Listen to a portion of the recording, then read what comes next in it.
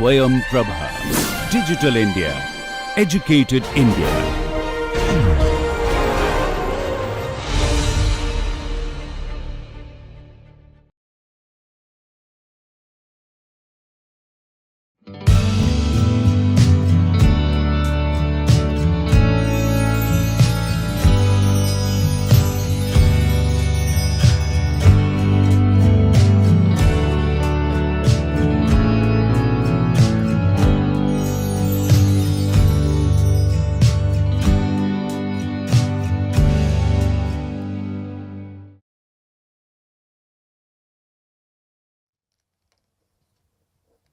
Hello everyone, welcome to the second lecture on the topic of flow measurement, which we are doing in this week number 9 of our MOOCs course on the principles of mechanical measurement. Now, in the previous lecture, we have discussed about, or I should say we have summarized the different methods of flow measurement into a few categories, and out of which we have discussed about the obstruction flow meters.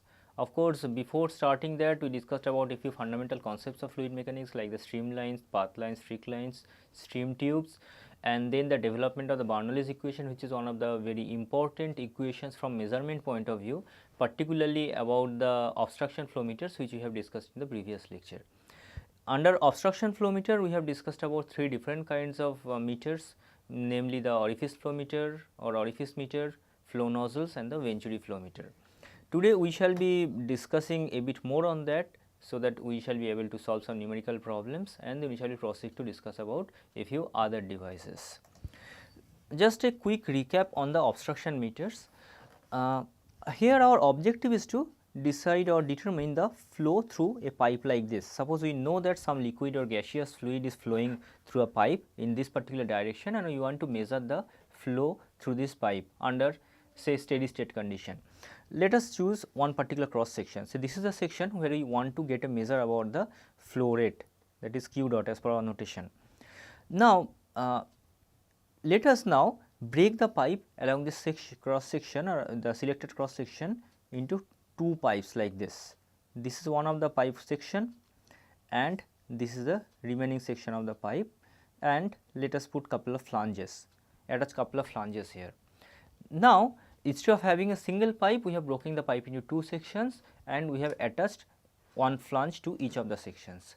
Then whatever may be your flow measuring device, that you have to incorporate into this particular portion, whether that is an orifice kind of flow meter or venturi meter, or maybe not an obstruction type at all, maybe some other kind of flow meter that will go into this crossed portion.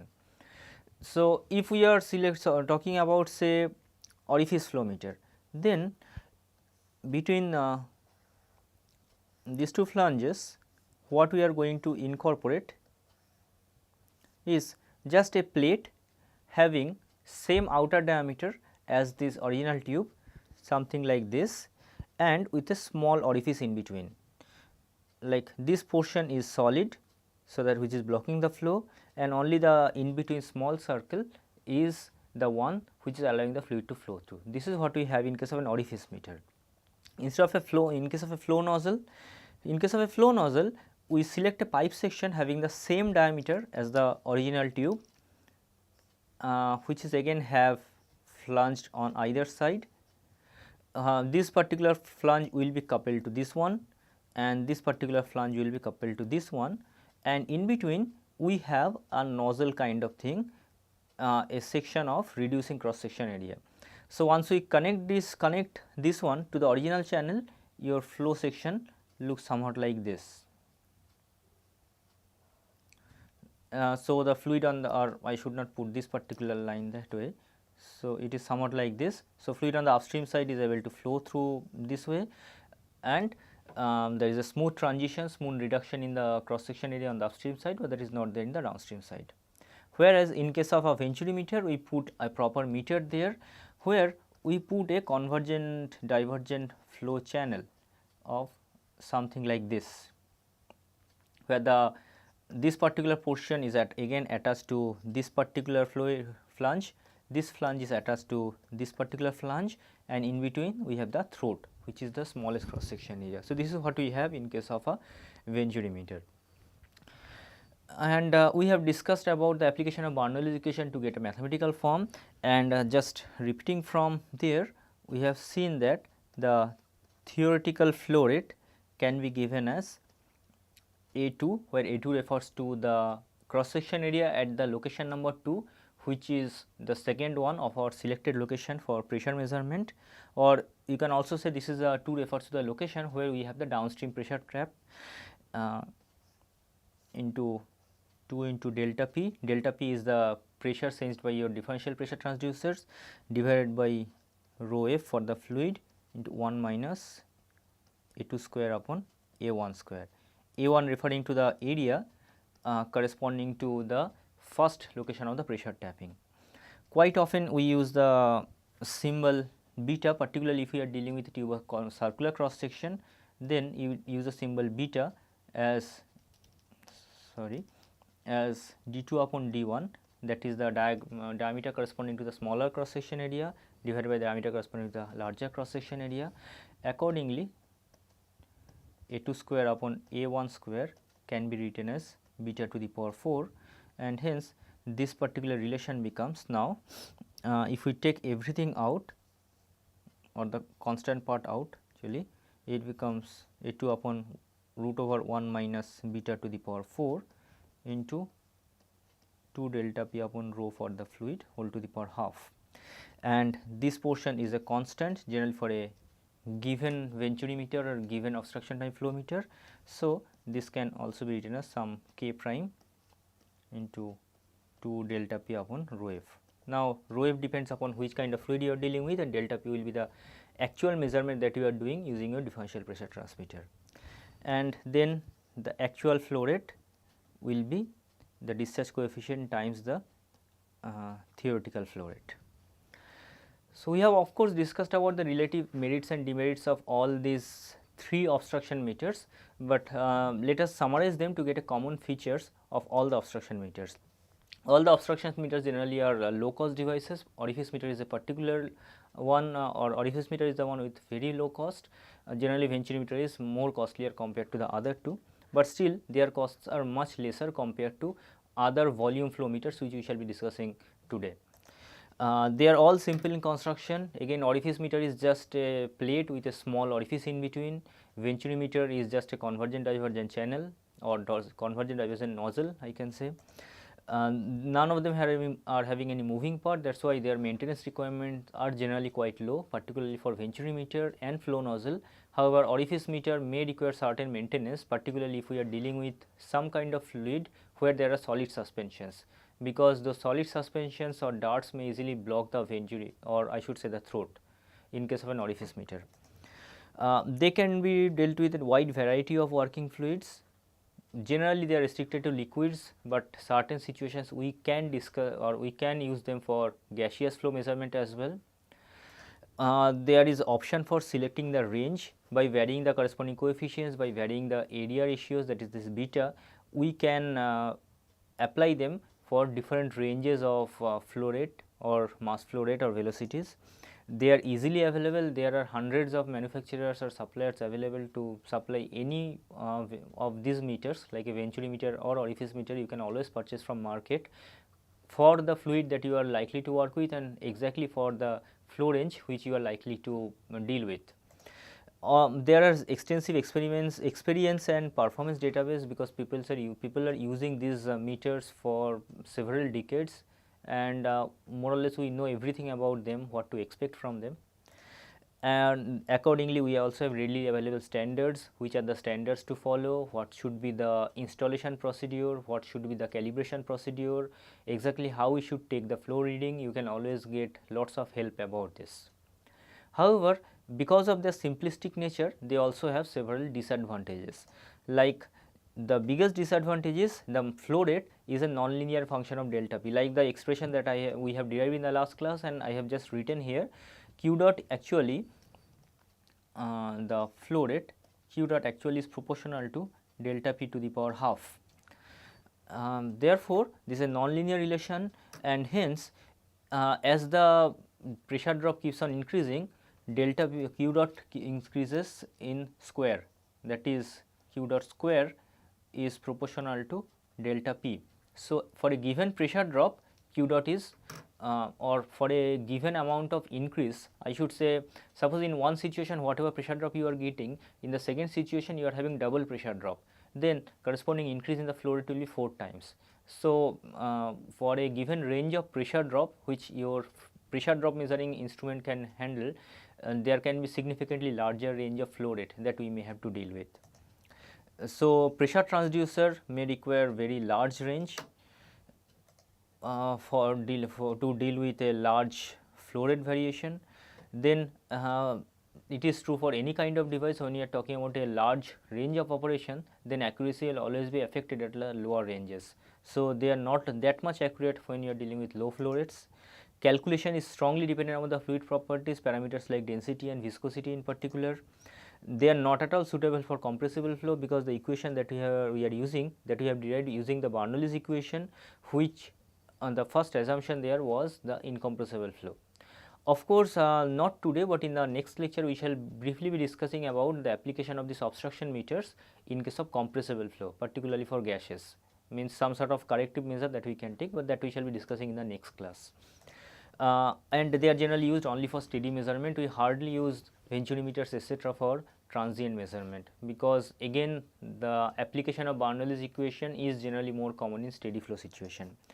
And the biggest point that I would want you to make a note of is an intrusive measurement. Intrusive means we are putting some kind of device within the flow field, whether it is an orifice or whether it is a venturi kind of channel.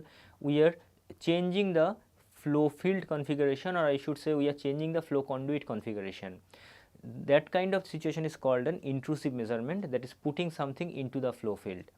And whenever you are putting some kind of device into the flow field, that is whenever you are doing some kind of intrusive measurement, there will be some amount of pressure loss. So, there will be significant amount of head loss. Of course, the amount of head loss, the magnitude of pressure loss will depend upon the device that you are using. Like we have discussed in the previous class, that venturimeter can have a quite high pressure recovery coefficient, that is on the downstream side it can recover about 90% of the initial pressure, but still there is a loss of 10%. Whereas in cases like flow nozzles or orifice meter, we can have significantly larger pressure loss, and that is true for any kind of intrusive measurement. We would like to go for non-intrusive measurements, where we are not at all going to put anything into the flow field, rather we shall be doing measurement only using some external parameters, like some examples we shall be seeing today. There we do not have any such kind of pressure loss. So, this pressure loss, or because of the intrusive nature of measurement, is one big concern with this kind of obstruction meters. Now, let us solve some numerical examples. Read out the problem carefully, what is given here. Here we are talking about a venturimeter which you are using to measure the flow rate of water at 27 degrees Celsius in a 20 millimeter diameter line. So, let us note down the information. Say capital D refers to the channel diameter, which is 20 millimeter, that is 0.2 meter. The venturi has a throat diameter of 10 millimeters. So, the smaller diameter is 10 millimeter, so 0.1 meter. That means your beta, the ratio of diameter small d upon capital D, is 0.5 in this case.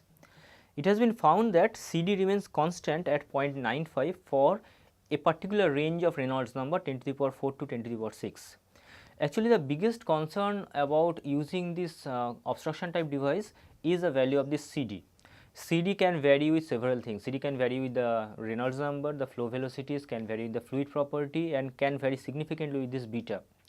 So, we have to be very sure about which CD value to use during the calculation, because CD is the ratio, while ratio of theoretical, or I should say the actual to theoretical flow rates. While theoretical flow rate we can easily calculate, if we do not know the CD properly, then your actual flow rate calculation will be wrong. So, we generally depend upon some kind of experimental charts or certain experimental correlations or empirical relations to get the value of CD. And this particular venturimeter that we are dealing with here is found to have a constant value of CD of 0.95 only in this particular range of Reynolds number. So, the first thing that we have to find is the minimum flow rate that should be measured with this venturi. It is spelling is wrong, it should be venturi, this venturimeter. So, what we are trying to say here, that we would like to use this particular CD value of 0.95 because we do not know any other value of CD for this given venturimeter, but it is also said that this particular value we can use only when the Reynolds number is at least 10 to the power 4. Then what should be the smallest mass flow rate that we should measure with this? The smallest mass flow rate should be the one that gives us this particular Reynolds number, that is 10 to the power 4. Now, what is the value for Reynolds number or expression? We know that Reynolds number is rho into velocity into the channel diameter by viscosity. Now, property values we need, which I have not provided in this particular problem, but I have made a note of this particular properties. In this particular case, density we are going to take as 1000 kg per meter cube, and mu, that is viscosity for the fluid, that is water, we are going to take as 8.6 into 10 to the power 10 to the power minus 4 Pascal second or kg per meter second, which is the standard SI unit. This. So, for a given value of Reynolds number 10 to the power 4, then this is the expression for this is the, we can calculate velocity from there, but our objective is not velocity, rather mass flow rate. Then how can we relate velocity with mass flow rate? We know that mass flow rate is equal to rho f into V into the flow area, that is rho f into V is m dot by area, that is 4 m dot by pi d square.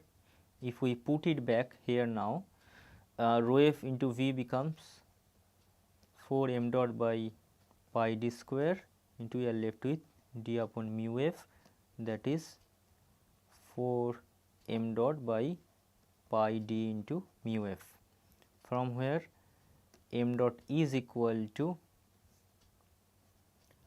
pi d mu f upon 4 into the Reynolds number. Now, how we can calculate this one? What are the values given? We know the value of mu f, that is given, capital D, the diameter of the pipe is 20 millimeter, and Reynolds number. So, if we put Reynolds number equal to 10 to the power 4, which is the minimum workable value of Reynolds number, then we get the minimum possible mass flow rate. If we put the value, I pre-calculated the number as always, so it will come as 0.135 kg per second. Just put the numbers there, you will get this value. So, this is the smallest possible mass flow rate that we should deal with. If our interest in the volume flow rate, then we can also calculate the volume flow rate from there. Like what should be the minimum volume flow rate if we are looking to calculate Q dot mean? What is the relation between mass flow rate and volume flow rate? So, if we divide this mass flow rate m dot mean by density, you are going to get the volume flow rate in meter cube per second. So, you have the value now. Now, come to the second question. What pressure reading in millimeter of mercury would be experienced for this flow rate?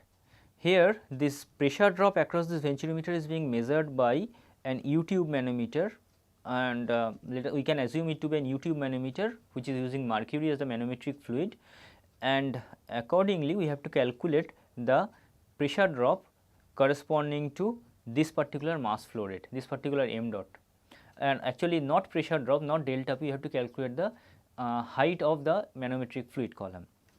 If we draw it, then let us say this is your channel and this is your venturi portion. So, we are putting a mercury U-tube manometer, something like this, one on the upstream side and other on the downstream side, or I should say not downstream side, exactly at the throat location. So, this is your location 1, this is your location 2. Now, where pressure will be higher? At P1 will be higher or P2 will be higher?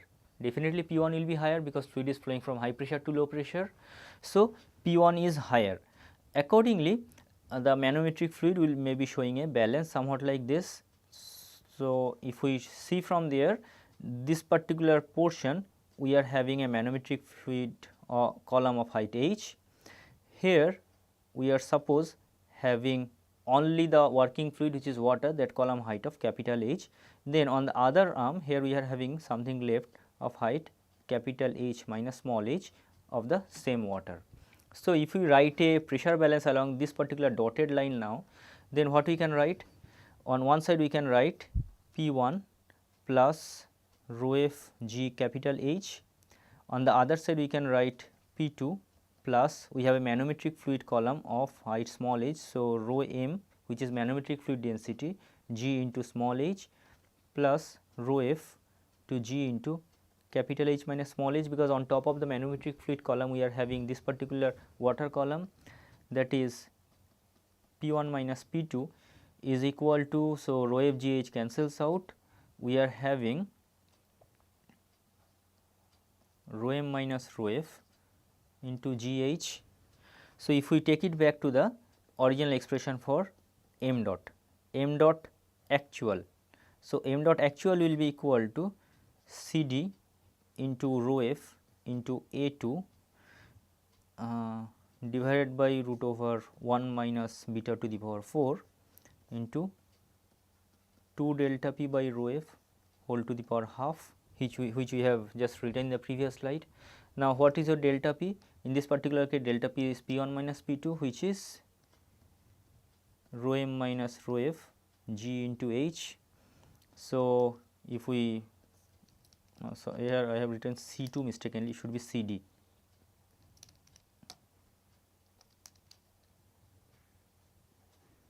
So, it should be CD into rho f A2 to power 1 minus beta to the power 4 into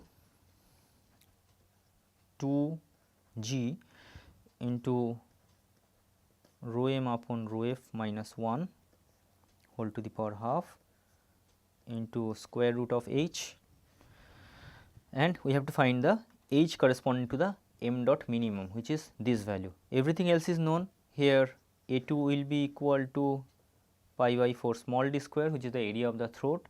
So, if you put everything here, smallest value of h mean, which corresponds to the m dot mean, this particular one will be coming as 12.4 millimeter. So, this way we can calculate the smallest possible elevation in mercury column that we are going to get in this particular situation.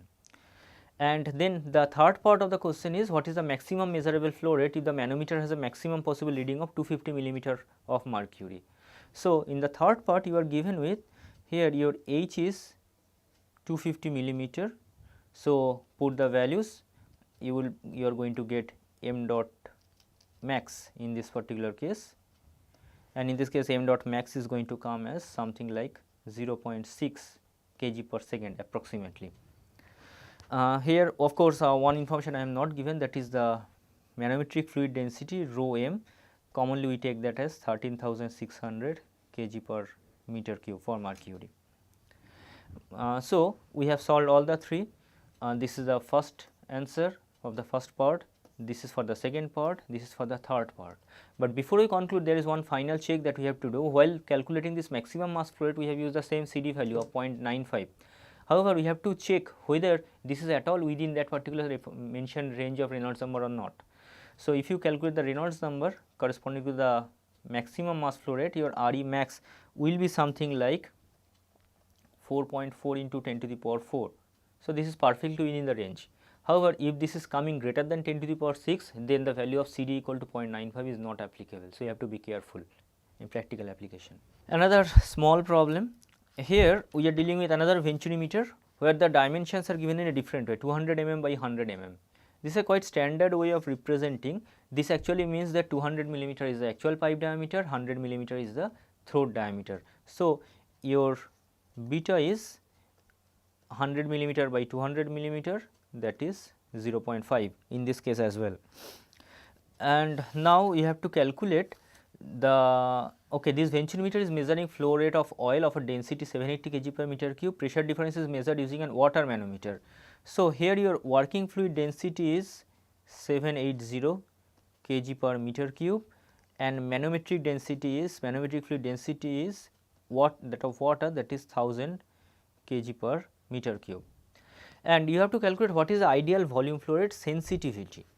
Sensitivity you definitely know, that refers to the change in output corresponding to the change in input. Now, for a venturimeter, what is your input and what is your output? Your input is the flow rate and output is the pressure drop, or Actually you are measuring that in terms of the manometer, so your output actually is the elevation in the corresponding manometric fluid column, that is H.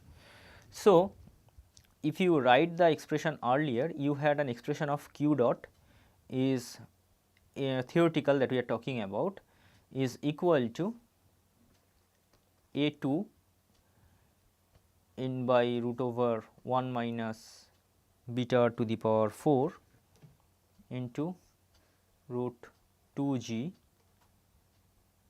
rho m upon rho f minus 1 into root h. This is what that we have just used, or if we write now root h by q dot, then what we are going to get?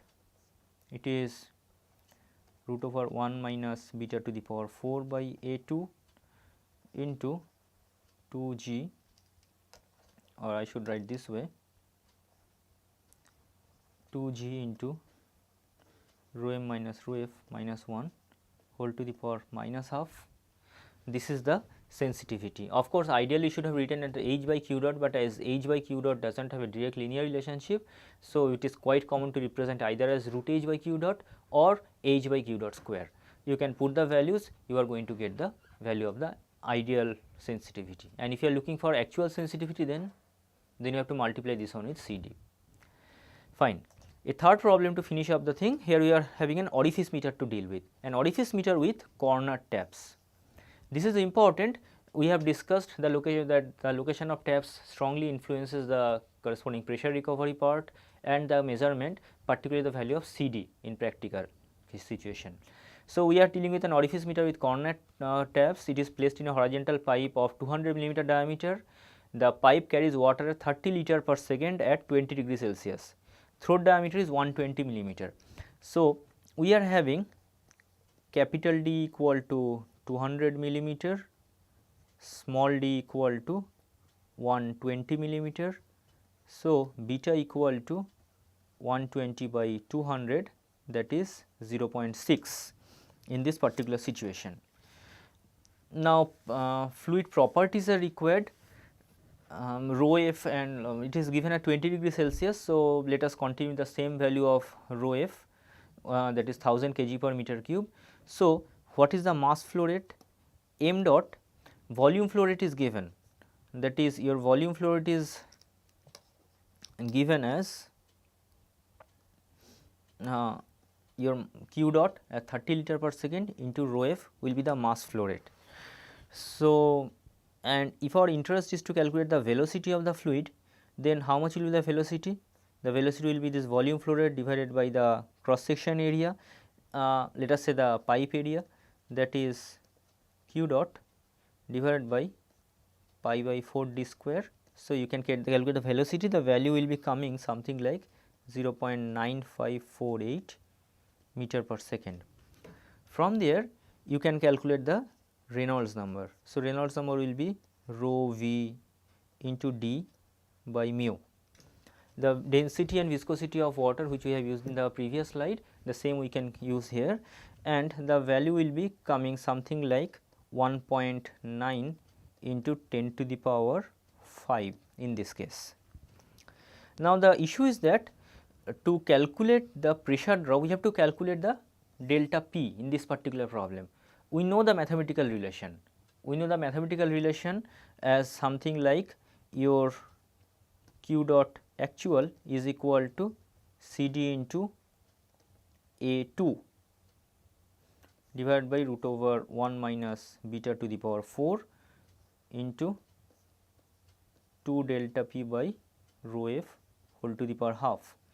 Here beta is given, A2 is half of pi small d square, A2 is pi by 4 small d square, and rho f is, we are using 1000 kg per meter cube, but what is CD? CD is the one that we have to know. So, for that purpose we need to use some kind of knowledge from previous experience, and this is one correlation that we are going to use here, where CD is generally found to be a function of beta, and there are some terms capital X and capital Y. If we expand them, they will be coming as functions of Reynolds number. So, if you use this, then your CD, just put the value of beta and Reynolds number in this expression, and your CD will be coming as 0.6084, which is quite common for orifice meters. So, if you put these values, then put all the solution, delta P will be coming something like 8.26 kilopascal. So, this is an example of how to use different correlations to get the value of CD. One thing you have to be careful here, the volume fluid is given in 30 liter per second, that is your Q dot is actually 30 into 10 to the power minus 3 meter cube per second. You should convert this one to SI unit before moving forward. So, with this knowledge of orifice meters and venturi meters and their application to real life problems, let us move on to a few more discussions. And for that we have another obstruction meter to deal with, but it is a different kind, something known as a variable area meter. Here the fluid is allowed to flow through, again between the two flanges we are putting the meter, but the meter is having a variable cross section area, not like the venturi meter, rather it is uniformly varying.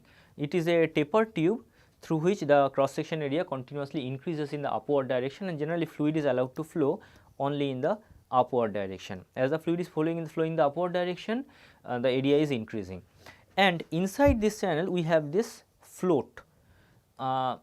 This is made of different kinds of materials. Your float can be of different material, like that it can be of metal, stainless steel, titanium, aluminum, nickel, or we can use Teflon, we can use hard rubber, we can use PVC. There are several kinds of material used to make this float depending on what kind of fluid you are dealing with. As the fluid is flowing through this, the float will move upward and then will acquire an equilibrium position depending on the balance between the forces that is acting on this. I shall be coming back to this shortly, but the float can have different kinds of designs. The idea being we have to maintain a force balance so that the float is able to maintain a perfect equilibrium position. Then the accordingly whatever objective that we are going to look for, we can have different kinds of floats, like we can have just ball float. Plain ball float is the simplest possible design, generally used in smaller units. The viscosity immune float, the second one, this is the one that is generally used when the viscosity of the fluid is very critical. The fluid that we are using, the viscosity can be quite critical. In that situation we use this viscosity immune float. I do not want to go to the details of their design, you can refer to the website which is shown here for more details on them. The viscosity dependent float, where actually you want to take the viscosity of the fluid into consideration, then we go for this. These two can be thought to be opposite to each other. One takes viscosity out of the equation, the other takes viscosity into the equation. This one is more suitable when you are dealing with large diameter tubes, whereas this one is used for small diameter tubes. This is the one that is generally used when we do not want large pressure drop. Of course, as the fluid has to flow past the float within this tube, there will be certain pressure drop. When you do not want any pressure drop or significant pressure drop, then we go for this.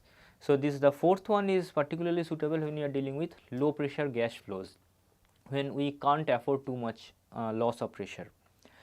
Now, have you seen this particular instrument? It is actually more popular by another name. That is why I am asking you. This is more popularly called rotameter. Rotameter is very commonly used. You may have already found rotameters in your university libraries or not libraries, university laboratories, wherever you have done some fluid flow related experiments or maybe heat transfer related experiments. This is called a rotameter, which is nothing but another obstruction type meter, traditionally known as the variable area meter. It has several advantages, like it can serve a wide range of operation. It has a very linear scale. The position of the float generally varies linearly with Q dot, the flow rate, which is a big development over the previous ones, because in the previous case we had Q dot proportional to root h, whereas in this case Q dot is directly proportional to h. So, it is a big development or big advantage compared to the venturi meters and orifice meters. There is a fixed pressure loss for any flow rate, generally as the pressure drop that the fluid suffers does not depend on the flow velocities. We can have them in easy sizes. We can also, suppose we are using one rotameter for a particular situation. Now, you want to change the range of operation, then we can easily do this just by changing the float itself. They are very easy to install.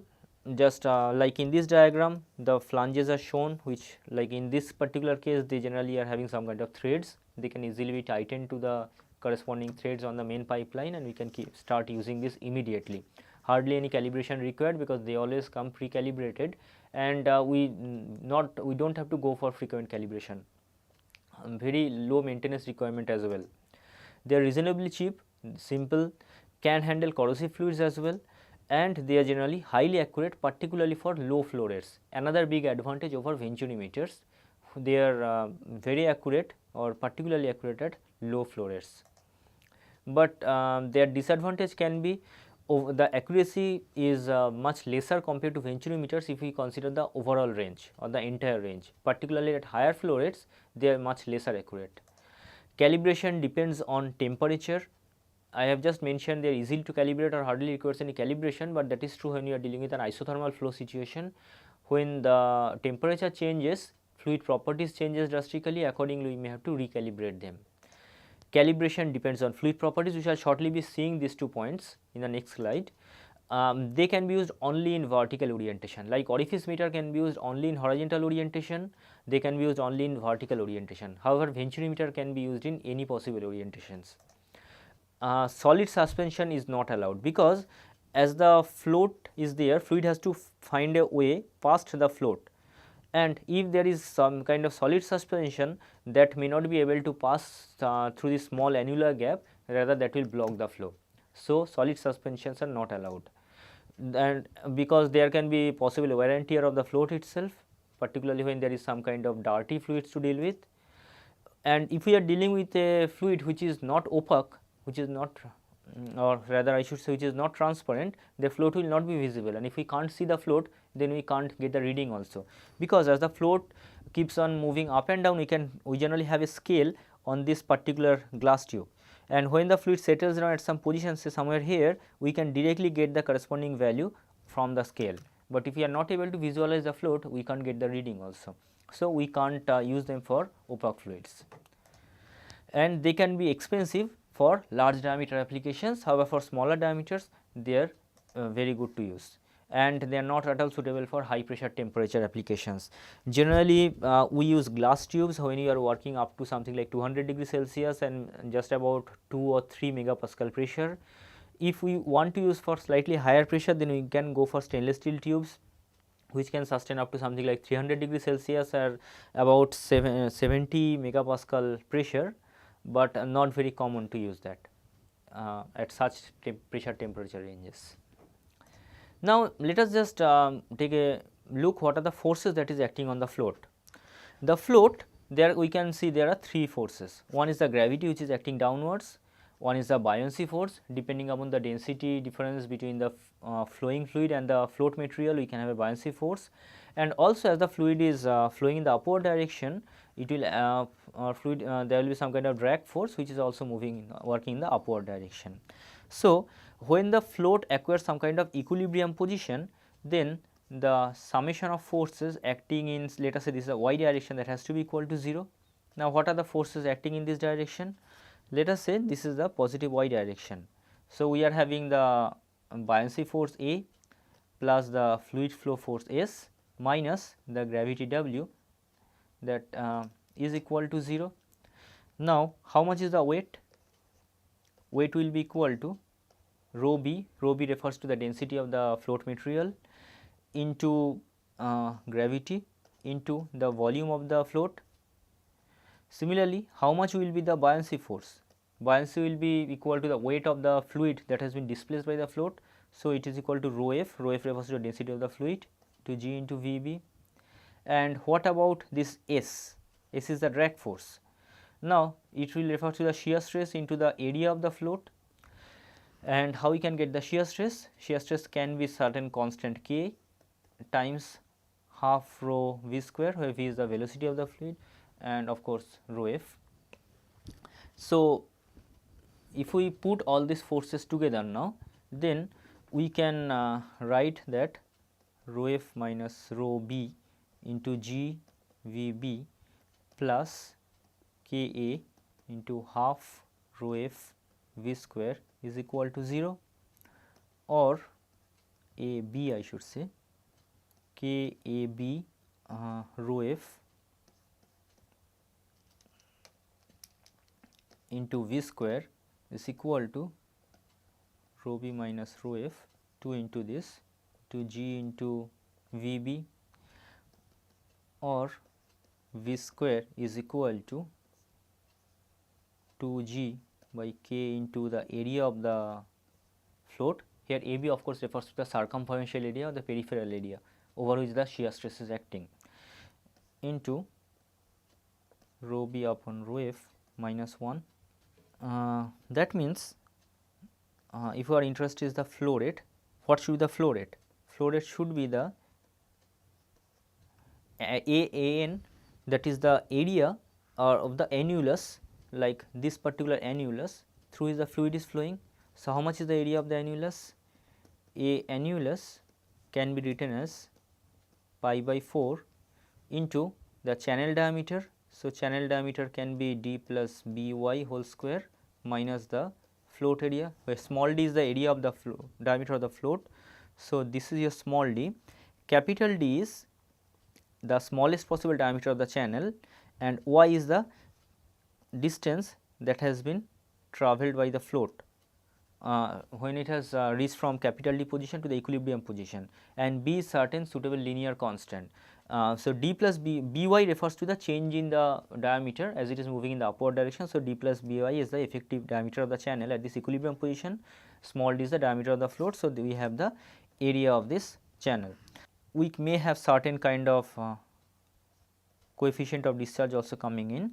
So, finally, if we put everything together, so we have ANN into CD prime into root over 2G by KAB into root over rho B upon rho F minus 1, that is certain discharge coefficient CD into a area of this annular portion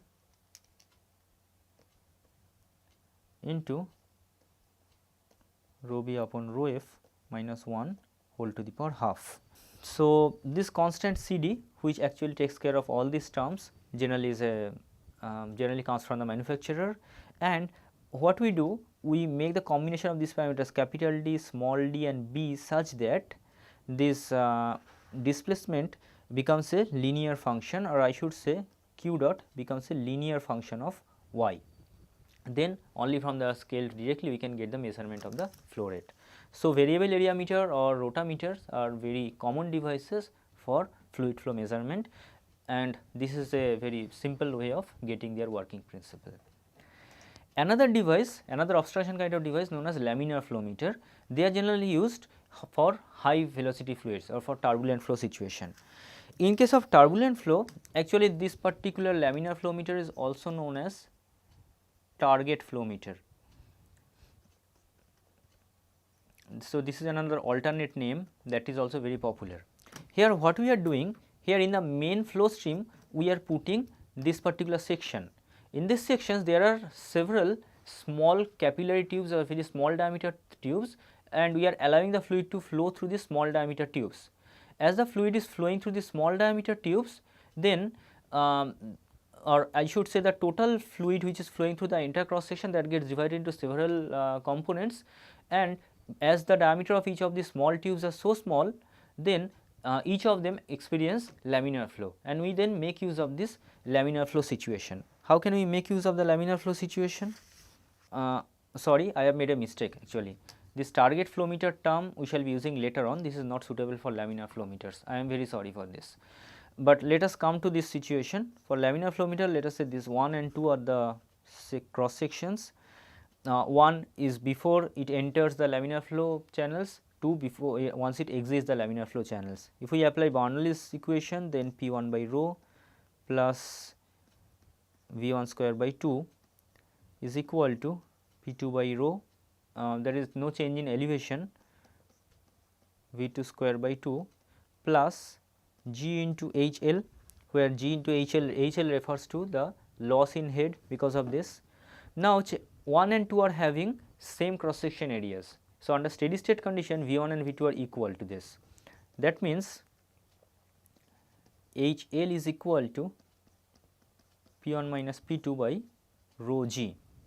Now, HL is coming because of the loss of the fluid, head loss of the fluid when it is flowing through this small dimension channel or small diameter channels, and as their diameters are so small that they can easily be visualized to be laminar flow. And for laminar flow, we actually have a measure of this HL. Have you heard about the Darcy-Weisbach equation? I am sure you have learned this in fluid mechanics, where for laminar flow situation, that is when Reynolds number is less than 2000, we can write this HL to be equal to F into L by D half rho V square, and this F for laminar flow is equal to 64 by RE, that is the Reynolds number. So, if we put this into equation, then if you put everything back here, the Q dot will be coming. I am not showing the development because you can just put this expression for HL into the equation, and this is also very standard. You will find this as 120 pi d to the power 4 120 mu f into delta p upon L, where L refers to the length of this portion, D is the diameter of the main tube, mu f is the fluid viscosity, and delta p is the pressure drop between portion 1 and 2. So, from the measurement of this pressure drop delta p, we can easily get this delta Q. This equation is known as the Darcy-Weisbach equation, and we can easily get the measure of the flow rate using this. So, they are very easy configuration, particularly suitable for low flow rates and highly viscous fluids also. Again, high viscosity helps in maintaining the laminar flow situation. The Q dot, that is flow rate, is a linear function of delta p, just like the previous situation. They are direction sensitive, because in which direction flow rate is happening, accordingly the pressure drop direction will also change. So, we can also get an idea about it is flowing from 1 to 2 or 2 to 1.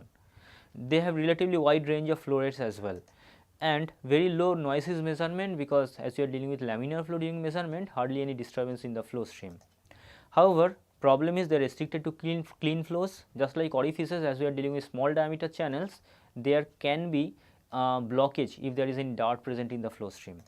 Then there can be maintenance issues, temperature compensation may well be required, because viscosity can vary significantly with temperature. So, we have to be careful about the flow temperature or the temperature at which you are doing the experiment. But laminar flow meter can be a good one to use, particularly when you are dealing with highly turbulent flows. Another one, often known as the drag force flow meter, or where I made the mistake, the target flow meter, that is a quite interesting example, not very popular. I should make it clear from the beginning, and also there are doubts whether we should call them obstruction meter at all. But what we have here in this drag force flow meter or target flow meter, we have a tube, just like shown here. We have a hollow cylindrical tube. Inside the tube, we have the tip of this tube is immersed into the flow stream, where we want to get the measurement of the flow. As the fluid is flowing over this, it experiences certain kind of force on this, certain kind of drag force, and that force is sensed by this pair of strain gauges, which are mounted on the inner surface, on the opposite inner surface of this particular cylindrical tube, and this force can be seen to be directly proportional to the flow. Like this is the situation, your flow plate, this particular head of this can be I should say the tip of this cylindrical pin can be like a flat plate, which is shown here.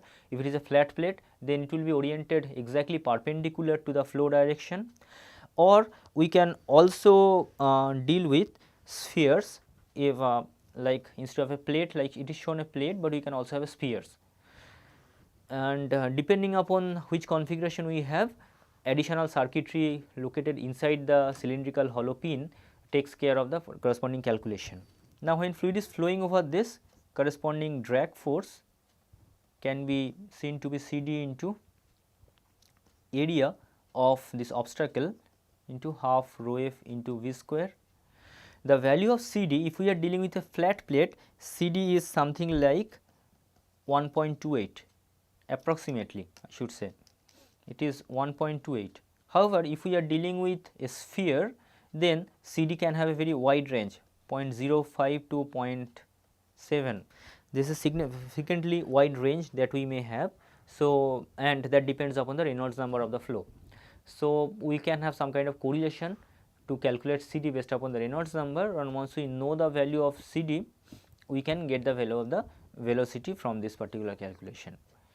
The big advantage is they can be used for gaseous situation as well. Both liquid and high velocity gas flows can be measured, or the flow rate I should say.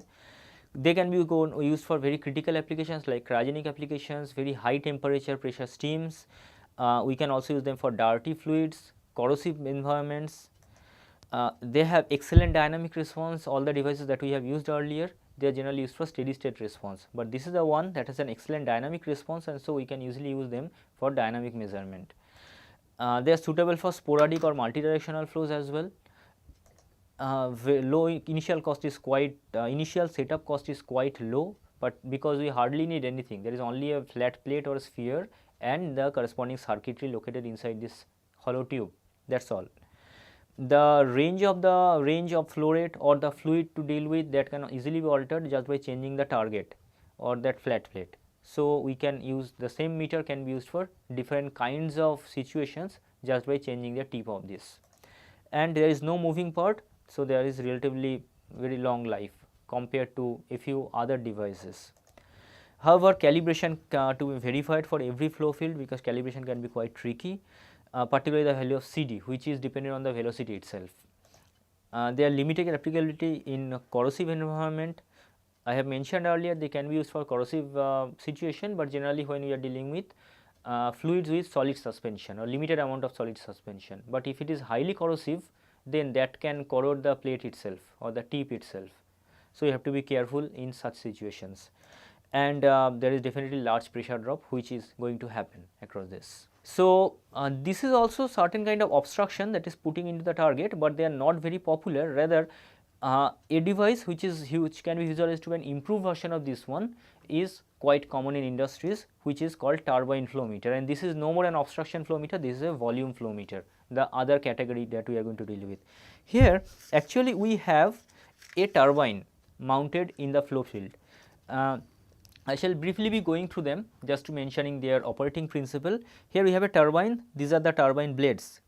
As the fluid is flowing through this, it strikes the turbine blades, therefore the blade starts to rotate, and as the blade or the rotor starts to rotate, there is a permanent magnet mounted on the housing of this, and as the permanent magnet starts to move along with the rotor, then there is, whenever it crosses the pole of the coil, there is a change in the permeability, and that change in permeability can be sensed by any suitable instrument, and that can give you an idea about the flow velocity and correspondingly the volume flow rate of the flow stream which we are going to deal with.